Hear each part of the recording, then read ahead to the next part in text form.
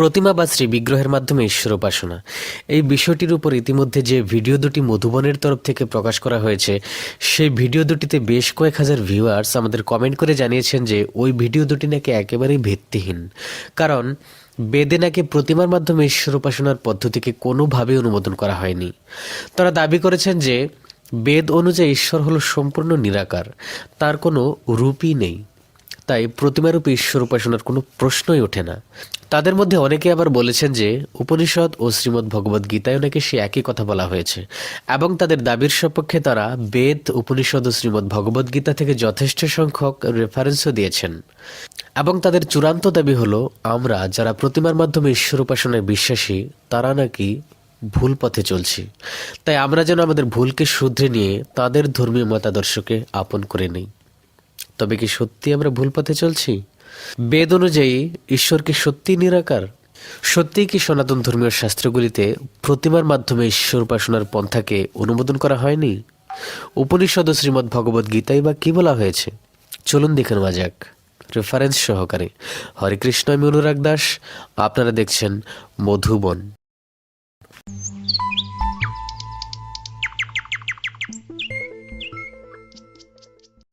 এই কমেন্টগুলি যারা করেছেন তাদের উদ্দেশ্যে প্রথমে বলতে চাই, বেদে ঈশ্বরকে যে নিরাকার বলা হয়েছে এতে আমাদের সন্দেহ বা আপত্তি কোনোটাই নেই।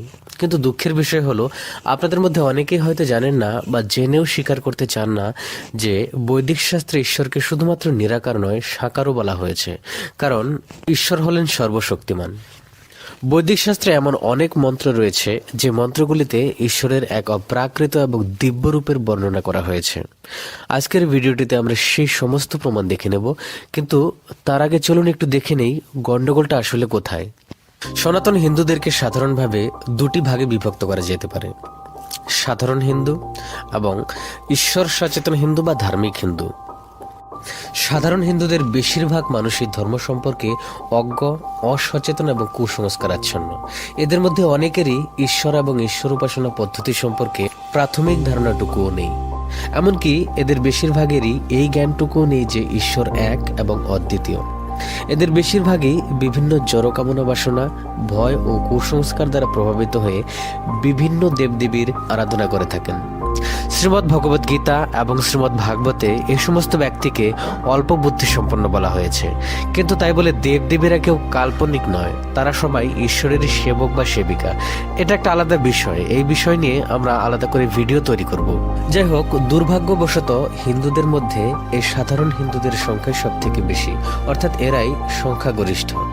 আর এদের জন্যই সনাতন ধর্ম পৃথিবীর প্রাচীনতম ধর্ম হওয়া সত্ত্বেও অনেকের কাছেই আজ অবহেলিত। অন্যদিকে রয়েছেন ধার্মিক হিন্দুরা বা ঈশ্বর সচেতন হিন্দুরা। এই হিন্দুদেরকে মূলত তিনটি ভাগে বিভক্ত করা যেতে পারে: নিরাকার ব্রহ্মের উপাসক অর্থাৎ জ্ঞানী, সর্বব্যাপী পরমাত্মার উপাসক অর্থাৎ যোগী, এবং সাকার ভগবানের উপাসক অর্থাৎ ভক্ত বা বৈষ্ণব।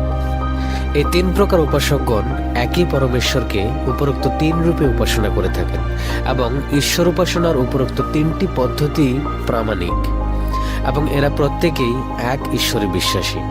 এক্ষেত্রে মূলত আমি যেটা বলতে চাইছি সেটা হলো, ঈশ্বরের নিরাকার সত্তার উপাসনা করার কথা বেদে উল্লেখ আছে বলেই যে কোনো হিন্দুকে তার ধর্ম পরিবর্তন করে অন্য কোনো বিশেষ ধর্মে ধর্মান্তরিত হয়ে যেতে হবে, এটা কিন্তু অবান্তর কথা। কারণ আজকের তারিখেও সনাতন হিন্দুদের মধ্যে এমন বহু মানুষ রয়েছেন যারা নিরাকার ব্রহ্মের উপাসক। অর্থাৎ কোনো হিন্দু যদি ঈশ্বরের নিরাকার সত্তার উপাসনা করতে ইচ্ছা করেন, তবে তিনি সনাতন ধর্মে থেকেই তা করতে পারেন। তার জন্য তাকে তার ধর্ম পরিবর্তন করতে হবে না। ঠিক একই রকম ভাবে সনাতন ধর্মীয় শাস্ত্রগুলিতে এক ঈশ্বরবাদের কথা বলা হয়েছে বলেই, অথবা পরোক্ষভাবে বিভিন্ন দেবদেবীর পূজা করতে নিষেধ করা হয়েছে বলেই যে কোনো হিন্দুকে তার ধর্ম পরিবর্তন করে অন্য কোনো ধর্মে চলে যেতে হবে, সেটাও কিন্তু যুক্তিসঙ্গত কথা নয়। কারণ যারা ধার্মিক হিন্দু বা ঈশ্বর সচেতন হিন্দু, তারা এক ঈশ্বরে বিশ্বাসী এবং তারা কোনো দেবদেবীর পূজাও করে না। চলুন এবারে সেই সমস্ত বৈদিক প্রমাণ দেখে নেওয়া যাক যেখানে স্পষ্টভাবে ঈশ্বরের এক দিব্য রূপের কথা স্বীকার করা হয়েছে। প্রথমে ঈশ্বর উপনিষদের দুটি মন্ত্র উল্লেখ করব। এক্ষেত্রে জানিয়ে রাখতে চাই যে বিভিন্ন উপনিষদগুলি হলো বেদেরই অভিন্ন অঙ্গ, এবং ঈশ্বর উপনিষদ হলো শুক্ল যজুর্বেদের অঙ্গ। শুক্ল যজুর্বেদের 40তম অধ্যায়ের 1 থেকে 18 সংখ্যক মন্ত্রগুলি একসঙ্গে ঈশোপনিষদ নামে পরিচিত। ঈশোপনিষদের 15 নং মন্ত্রে বলা হয়েছে, হিরণ্ময়েন পাত্রেণ সত্য সাপি হিতং মুখম তৎ ত্বং পুষন্ন পাব্রেণ সত্য ধর্মায় দৃষ্টয়ে। অর্থাৎ, হে প্রভু, হে সর্বজীব পালক, আপনার উজ্জ্বল জ্যোতির দ্বারা আপনার প্রকৃত মুখারবিন্দ আচ্ছাদিত। কৃপা করে সেই আচ্ছাদন দূর করুন এবং আপনার শুদ্ধ ভক্তের নিকট নিজেকে প্রদর্শন করুন। ঈশোপনিষদের 16 নং মন্ত্রে বলা হয়েছে, হে প্রভু, হে আদিকবি ও বিশ্বপালক, হে যম, শুদ্ধ ভক্তদের পরম গতি এবং প্রজাপতিদের সুহৃদ, কৃপা করে আপনার অপ্রাকৃত রশ্মির জ্যোতি অপসারণ করুন, যাতে আপনার আনন্দময় রূপ আমি দর্শন করতে পারি। আপনি সনাতন পুরুষোত্তম ভগবান। সূর্য ও সূর্যকিরণের সম্বন্ধের মতো আপনার সাথে আমি সম্বন্ধযুক্ত। ঋগ্বেদের 10ম মণ্ডলের 90 নং সূক্তের প্রথম ঋকে বলা হয়েছে, সহস্র মস্তক, সহস্র চক্ষু, সহস্র পদবিশিষ্ট সেই পরম পুরুষ সমগ্র ব্রহ্মাণ্ডকে পরিব্যাপ্ত করেও 10 অঙ্গুলি পরিসরের মধ্যে অবস্থান করছেন। এই মন্ত্রটি শ্বেতাশ্বতর উপনিষদেও রয়েছে। এক্ষেত্রে প্রসঙ্গত বলে রাখতে চাই, এখানে পুরুষ শব্দের অর্থ হলো ব্যক্তি। ঠিক যেমন আমরা ছোটবেলায় পড়েছিলাম প্রথম পুরুষ, দ্বিতীয় পুরুষ, তৃতীয় পুরুষ, অর্থাৎ first person, second person, third person ইত্যাদি। এরপর শ্বেতাশ্বতর উপনিষদের 6ষ্ঠ অধ্যায়ের 23 নং মন্ত্রে বলা হয়েছে, ভগবানের প্রতি যিনি অপ্রতিহত ভক্তি সম্পন্ন এবং গুরুদেবের প্রতিও তদ্রূপ, তিনি পরম পুরুষোত্তম ভগবানকে দর্শন করতে পারেন। এরপর 3য় অধ্যায়ের 16 নং মন্ত্রে বলা হয়েছে, সর্বত্র হস্ত বিশিষ্ট, সর্বত্র নেত্র বিশিষ্ট, সর্বত্র মস্তক ও মুখ বিশিষ্ট, সর্বত্র কর্ণ বিশিষ্ট সেই পরমাত্মা এই বিশ্ব চরাচরের সবকিছুতেই পরিব্যাপ্ত হয়ে রয়েছেন। 20 নং মন্ত্রে বলা হয়েছে, সূক্ষ্ম থেকেও সূক্ষ্মতর এবং মহৎ থেকেও মহত্তর সে পরমাত্মা জীবের হৃদয়রূপ গুহায় বিরাজমান রয়েছেন। তারই কৃপায় কোনো ভাগ্যবান জীব দুঃখ ও শোক থেকে মুক্ত হয়ে তাকে দর্শন করতে সক্ষম হন। এরপর 4র্থ অধ্যায়ের 3 নং মন্ত্রে বলা হয়েছে, তুমি স্ত্রী, তুমি পুরুষ, তুমি কুমার অথবা কুমারী, তুমি বৃদ্ধরূপ ধারণ করে লাঠির সাহায্যে চলো, আবার তুমি বিরাট রূপে প্রকট হয়ে সর্বদিকে মুখ বিশিষ্ট হয়ে যাও। ঋগ্বেদের 10ম মণ্ডলের 81তম সূক্তের 3 নং ঋকে বলা হয়েছে, সর্বত্র চোখ বিশিষ্ট তথা সর্বত্র মুখ বিশিষ্ট, সর্বত্র হস্ত বিশিষ্ট এবং সর্বত্র পদ বিশিষ্ট স্বর্গ ও মর্তের সৃষ্টিকর্তা সে একমাত্র পরমেশ্বর প্রাণীকুলকে হস্ত, ডানা ইত্যাদি প্রদান করেছেন। এই মন্ত্রটি শ্বেতাশ্বতর উপনিষদেও রয়েছে। এরপর কঠ উপনিষদের 1ম অধ্যায়ের 2য় বিভাগের 23 নং মন্ত্রে বলা হয়েছে, এই পরব্রহ্ম পরমাত্মাকে না প্রবচনের মাধ্যমে, না বুদ্ধি দিয়ে, না বহু শ্রবণের মাধ্যমে প্রাপ্ত করা যেতে পারে। ইনি যাকে স্বীকার করে নেন একমাত্র তিনিই তাকে প্রাপ্ত হতে পারেন। এই পরমাত্মা তার জন্য তার যথার্থ স্বরূপটিকে প্রকট করে দেন। উপনিষদ ও বেদে এমন আরো অগণিত মন্ত্র রয়েছে যে মন্ত্রগুলির তাৎপর্য হল ঈশ্বরের এক বিশাল, অদ্ভুত, অপ্রাকৃত এবং দিব্য রূপ রয়েছে, যা সর্বব্যাপ্ত হওয়া সত্ত্বেও জীবজগতের দৃষ্টিগোচর হয় না, কারণ ঈশ্বরের সেই দিব্য রূপটি ঈশ্বরেরই শক্তির দ্বারা আচ্ছাদিত রয়েছে। কিন্তু যার প্রতি ঈশ্বরের কৃপা হয় সেই ভাগ্যবান ব্যক্তি ঈশ্বরের সেই দিব্য রূপের দর্শন অবশ্যই লাভ করেন। এই একই কথাই শ্রীমদ্ ভগবদ গীতায় প্রতিফলিত হয়েছে। চলুন দেখে নেওয়া যাক। শ্রীমদ্ ভগবদ গীতার 11 অধ্যায়ের 16 নং মন্ত্রে অর্জুন ভগবানকে বলছেন, হে বিশ্বেশ্বর, হে বিশ্বরূপ, তোমার দেহে অনেক বাহু, অনেক উদর, অনেক মুখ এবং সর্বত্র অনন্ত রূপ দেখছি। আমি তোমার আদি, মধ্য ও অন্ত কিছুই দেখতে পাচ্ছি না। এই শ্লোকের এই অংশটুকু খুবই গুরুত্বপূর্ণ। আমি তোমার আদি, মধ্য ও অন্ত কিছুই দেখতে পাচ্ছি না। ঈশ্বরের রূপের ব্যাপ্তি এতটাই বিশাল, এতটাই আশ্চর্যজনক এবং এতটাই অদ্ভুত যে তাকে কোনো নির্দিষ্ট আকারে সীমাবদ্ধ করা সম্ভব নয়। তাই তিনি নিরাকার। নিরাকার বলতে কোনো ফাঁকা বস্তুকে বোঝায় না। আর এই কারণেই কিন্তু বৈদিক শাস্ত্রে ঈশ্বরকে নিরাকার বলা হয়েছে। এবং ঈশ্বরের সেই বিরাট রূপ জীবের পক্ষে খুবই ভয়ঙ্কর, সে কথাও গীতায় বলা হয়েছে। 11 অধ্যায়ের 20 নং মন্ত্রে অর্জুন ভগবানকে বলছেন, তুমি একাই স্বর্গ ও মর্তের মধ্যবর্তী অন্তরিক্ষ ও 10 দিক পরিব্যাপ্ত করে আছো। হে মহাত্মান, তোমার এই অদ্ভুত ও ভয়ঙ্কর রূপ দর্শন করে ত্রিলোক অত্যন্ত ভীত হচ্ছে। আর এই কারণেই বিরাট রূপ দর্শন করাবার আগে ভগবান অর্জুনকে দিব্য দৃষ্টি প্রদান করেছিলেন। একাদশ অধ্যায়ের 7ম ও 8ম শ্লোকে ভগবান অর্জুনকে বলছেন, হে অর্জুন, আমার এই বিরাট শরীরে একত্রে অবস্থিত সমগ্র স্থাবর জঙ্গমাত্মক বিশ্ব এবং অন্য যা কিছু দেখতে ইচ্ছা করো তা এক্ষণে দর্শন করো। কিন্তু তুমি তোমার বর্তমান চক্ষু দ্বারা আমাকে দর্শন করতে সক্ষম হবে না, তাই আমি তোমাকে দিব্য চক্ষু প্রদান করছি। তুমি আমার অচিন্ত্য যোগৈশ্বর্য দর্শন করো। আর এই কথাটাই বৈদিক শাস্ত্রে বিভিন্ন স্থানে বারবার উল্লিখিত হয়েছে যে ঈশ্বর যার প্রতি কৃপা দৃষ্টি করেন সেই ভাগ্যবান ব্যক্তি তাকে অবশ্যই দেখতে সক্ষম হন। ভগবানের বিরাট রূপ দর্শন করে অর্জুন অবশেষে বললেন, তোমার এই বিশ্বরূপ যা পূর্বে কখনো দেখিনি তা দর্শন করে আমি আনন্দিত হয়েছি, কিন্তু সেই সঙ্গে আমার মন ভয়ে ব্যথিত হয়েছে। তাই হে দেবেশ, হে জগন্নিবাস, আমার প্রতি প্রসন্ন হও এবং পুনরায় তোমার সেই রূপই আমাকে দেখাও। তারপর ভগবান অর্জুনকে তার চতুর্ভুজ রূপ দর্শন করালেন এবং সবশেষে পুনরায় দ্বিভুজ রূপ ধারণ করলেন। তখন অর্জুন বললেন, হে জনার্দন, তোমার এই সৌম্য মানুষ মূর্তি দর্শন করে এখন আমার চিত্ত স্থির হলো এবং আমি প্রকৃতিস্থ হলাম। তখন ভগবান বললেন, তুমি আমার যে রূপ এখন দেখছো তা অত্যন্ত দুর্লভ দর্শন। দেবতারাও সর্বদা এই রূপের দর্শনাকাঙ্ক্ষী। এখানে পাশাপাশি আরও একটা বিষয় স্পষ্ট যে ঈশ্বর বিরাট রূপধারী হলেও মানুষের সামনে তিনি মানুষ রূপে আসেন, কারণ ঈশ্বরের বিরাট রূপকে সহ্য করবার মতো ক্ষমতা মানুষের নেই। এবং সত্যি তো এটাই যে পরমেশ্বর ভগবানের এই দ্বিভুজ রূপই হচ্ছে তার আদি রূপ, এবং সেই কথাও বৈদিক শাস্ত্রেই প্রতিপন্ন হয়েছে। ব্রহ্মসংহিতার 5ম অধ্যায়ের 1ম শ্লোকে ব্রহ্মাজি নিজে বলছেন, ঈশ্বর পরম কৃষ্ণ সচ্চিদানন্দ বিগ্রহ অনাদিরাদির গোবিন্দ সর্বকারণ কারণম। অর্থাৎ সচ্চিদানন্দময় শ্রীকৃষ্ণই পরম ঈশ্বর, তিনি অনাদির আদি, তিনি গোবিন্দ নামে পরিচিত এবং তিনি সমস্ত কারণের কারণ।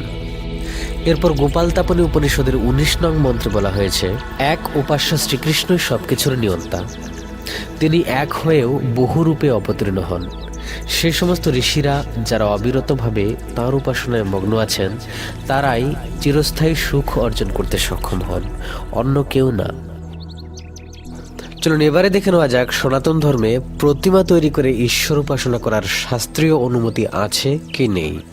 শ্রীমদ্ ভাগবতের 11 স্কন্ধের 27 অধ্যায়ের 1ম শ্লোকে শ্রী উদ্ধবজি ভগবানকে সরাসরি জিজ্ঞাসা করছেন, হে প্রভু, হে ভক্তের ভগবান, তোমাকে শ্রী বিগ্রহ রূপে উপাসনা করার যথাবিহিত পদ্ধতি সম্পর্কে দয়া করে আমায় বিস্তারিত জানাও। যারা তোমার শ্রী বিগ্রহের উপাসনা করে তাদের কি কি যোগ্যতা থাকা আবশ্যক, এমন উপাসনার ভিত্তি বা কি, এবং এমন উপাসনার বিশেষ পদ্ধতিগুলি কি কি। এর পরবর্তী শ্লোকগুলিতে ভগবান শ্রী উদ্ধবজিকে শ্রী বিগ্রহ বা প্রতিমার মাধ্যমে ঈশ্বর উপাসনার পদ্ধতি সম্পর্কে বিস্তারিত বর্ণনা করেন।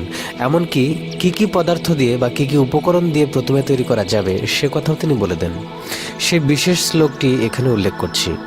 উক্ত অধ্যায়ের 12 নং শ্লোকে ভগবান বর্ণনা করছেন 8 প্রকারে তার প্রতিমা নির্মিত হতে পারে, যথা শৈলী অর্থাৎ শিলা বা পাথরের মাধ্যমে, দারুময়ী অর্থাৎ দারু বা কাঠের মাধ্যমে, লৌহী অর্থাৎ লোহা বা অন্যান্য ধাতব পদার্থের মাধ্যমে, লেপ্য অর্থাৎ চন্দনের দ্বারা অন্য কোনো কিছুর উপর প্রলেপ দেওয়ার মাধ্যমে, লেখ্য অর্থাৎ চিত্রপট বা ছবির মাধ্যমে, সৈকতী অর্থাৎ বালি বা মাটির মাধ্যমে, মনোময়ী অর্থাৎ মানুষে বা মনে মনে বা ভক্তের হৃদয়ে। এক্ষেত্রে কোনো উপকরণের প্রয়োজন হয় না, শুদ্ধ ভক্তের হৃদয়েও ভগবান প্রকট হন, সেটাই মনোময়ী প্রতিমা। এবং সবশেষে মণিময়ী অর্থাৎ মণিমাণিক্য দিয়ে তৈরি প্রতিমা। এই 8 প্রকারে পরমেশ্বর ভগবানের প্রতিমা নির্মিত হতে পারে। এছাড়া শ্রী পদ্মপুরাণে বলা হয়েছে, আর্চে বিষ্ণু শিলাধি ইয়স্য নারকিস, অর্থাৎ শ্রী বিষ্ণুর বিগ্রহকে শিলা মনে করা অপরাধ। এবং গোপালতাপনী উপনিষদে বলা হয়েছে, মথুরা মণ্ডলে তথা পৃথিবীর যে কোনো প্রান্তে যে ব্যক্তি আমাকে আমার প্রতিমা রূপে উপাসনা করে সে আমার অত্যন্ত প্রিয়।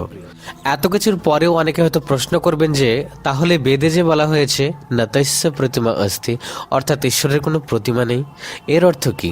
চলুন দেখে নেওয়া যাক। প্রথম কথা হলো, মন্ত্রটিকে অসম্পূর্ণরূপে উপস্থাপিত করা হচ্ছে।